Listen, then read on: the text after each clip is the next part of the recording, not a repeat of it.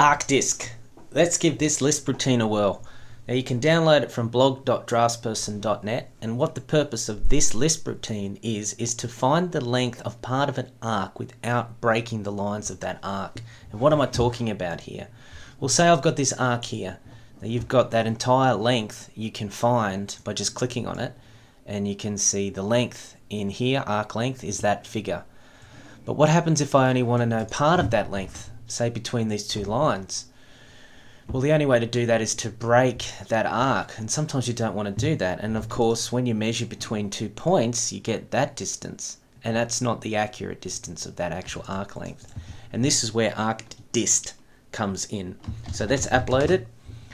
ARCDIST, loaded that. So you type in ARCDIST to run it. Now you click 2 points, 1 point, 1 point, and now you select the arc. And it returns on the screen, as you can see there, 1847.47 is the arc distance. Now, is that correct? Let's check that. So let's destroy that arc so we can list it from the properties. And yes, 18474695. Compare that to our number here, and it's correct.